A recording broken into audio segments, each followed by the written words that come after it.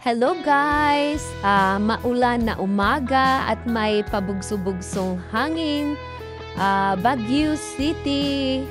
Grabe guys, ito yung iniwan ni Bagyong Krising. Ayan guys, grabe ang lakas ng ulan at hangin. Ilang days na itong hindi humihinto. Siguro 2 weeks. Ayan, grabe talaga. So ito na naman tayo. Ganito ulit. Ganitong panahon, tag-ulan. Pahirapan na naman tayo guys sa mga commuter na sumakay talaga guys. Alam mo yung grabing hirap. Alam mo yung puno yung mga sasakyan, nag-aantay ka, tapos maulan, tapos sobrang lamig ng panahon. Di ba guys, ang hirap. Palagi natin tong nararanasan yearly talaga guys, yung ganito, pag tag-ulan na talaga, tapos magkataon na may bagyo. Ayan. Dito na natin makikita yung hirap natin guys. So, ayan.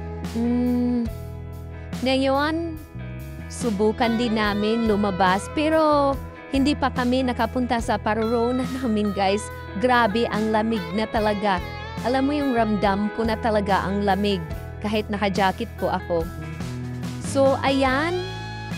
Susuungin natin itong malakas na ulan at may pabugso-bugsong hangin dahil may kailangan po tayong bilhin guys. Magbili po kami ng bigas kasi wala na po kaming bigas. Hindi, may bigas pa po kami guys. Kailangan lang talaga naming bumili kasi mahirap na guys kung magtuloy-tuloy ang panahon na ganito guys. So, mabuti na yung medyo handa kahit makabili lang yung isang sako guys. So, ayan. Sa ngayon, ayan, may sinusundan kami. Mahina siya guys, siguro dahil nag-iingat siya for safety na din mga guys. Ayan, so nakasunod kami pero bandang unahan baka pwede na kaming mag-overtake guys. Ayan, bye-bye, mauna na po kami. Salamat kasi kailangan pa naming makabalik agad. Thank you. So, ayan. Yan, napansin nyo ang hangin at ulan, pabugso-bugso talaga guys. So, pahirapan talaga na lumabas. Pero alam nyo na, kailangan talaga, lalo na yung mga nagtatrabaho po guys na kahit man anong sakong darating, kailangan talaga silang pumasok katulad ng mga nagtatrabaho sa SM, diba guys? Kasi tayo, kailangan din talagang magbili. Uy, may naglilinis! Ayan, DPWH. Ayan, wow! Thank you po! Rain or shine, naglilinis po sila guys. O see, nililinisan po nila yung gilid-gilid or yung sa mga kanal na para hindi po siya mabarahan. Oy, good job! Maganda yung ginawa nila guys. Kasi nga, ngayon kasi, ito talaga ang cause ng mga pagbaha guys. Yung mga basurang hindi natapon ng maayos, nagkaklag po sa daanan ng baha. Ayun, isa yun sa mga rason bakit bumabaha guys. So, sana po next time matuto tayo magtapo ng basura natin sa maayos na lagayan po guys. So, ito na yon, andito na tayo guys sa may military cut-off. Makikita natin dito guys. Oh, hindi siya masyadong traffic pero makita mo may mga mangilan nila na lumalabas talaga guys, naglalakad, sinusuong nila yung lakas ng ulan at hangin kasi nga kailangan talaga siguro may kailangang bilhin or puntahan talaga guys.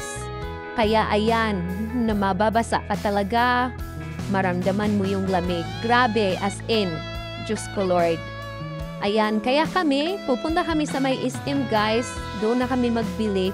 Para minsana na po yung kailangan namin bilhin. Hindi na kami pumupunta muna sa suki kasi mahirap na yun ang daan. Nakakatakot po dahil sa mga landslide. Alam nyo ba dito sa Baguio, halos lahat ng daanan po di na madaanan. Patulad na lang sa Nagilian Road, totally closed na po siya. Aquino Road, totally closed.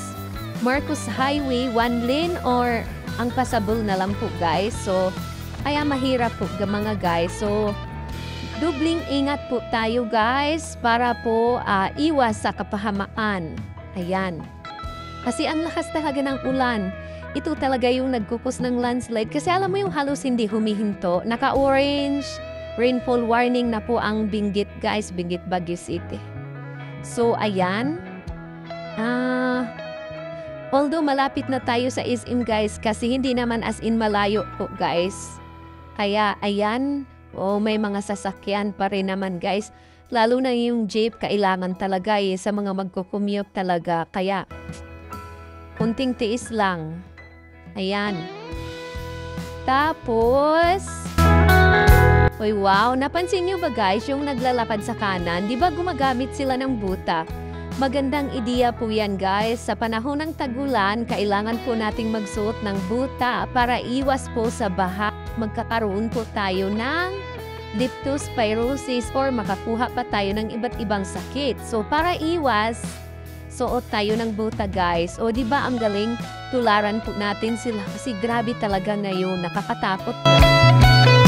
So ayan, mafoggy pa po dito guys. Wow. Baka magsi-zero visibility pa tayo dito guys.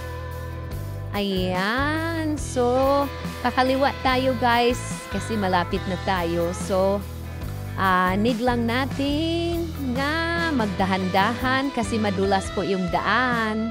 At saka, napapansin ninyo may baha na po guys sa kalsada. Kaya, ingat-ingat po tayo sa lahat ng mga motorista. Dobling ingat po guys, lalo na sa ganitong tag-ulan kasi mahirap nang magkasakit o magkaroon tayo ng problema guys. Ayan, so at saka may napansin pala ko nung mga nakaraan guys, may nag-landslide dyan sa kaliwang side po guys. Tingnan natin kung ano nang sitwasyon. Ayan, nandyan pa rin po. Ayan, hindi pa siya naaayos guys kasi nga dahil sa ulan na tuloy-tuloy po talaga siya guys. Kaya di ba nakakatakot talaga? Kaya sa lahat po ng taong nasa, alam niyo yung lugar na mapanganib, kung kailangan man nating lumikas na tayo para sa ikakabuti natin guys or sa safety natin. Kasi mahirap po talaga, grabe. So ayan, grabe na yung pag dito sa Session Road guys, grabe pa, halos hindi na makita. I think zero visibility na. Ayan, medyo traffic. Ay, hindi pala guys, may nag-U-turn na jeep. So, okay, yun lang pala kaya huminto. So far, smooth naman yung daan. Okay naman, kaso fog lang talaga, makapal ang fog. So, dubling ingat po sa ating lahat mga guys. Grabe! Tapos, malapit na tayo sa SM guys. Diyan lang naman tayo kasi medyo malapit lang. See?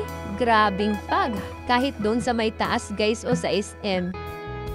Ayan, ang dami pa rin. Napansin nyo ba guys, ang dami pa rin taong pumupunta sa SM no? Kahit rain or shine. Grabe talaga ang daming mga tao guys. Ayan.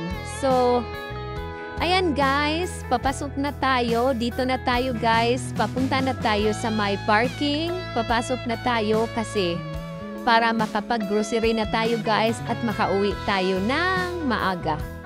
So guys, update ko na lang kayo mamaya guys later pag labas namin kung tuloy-tuloy pa ba itong pag-ulan or anong mangyayari guys. So, thank you so much po for watching. Maraming salamat. Bye-bye!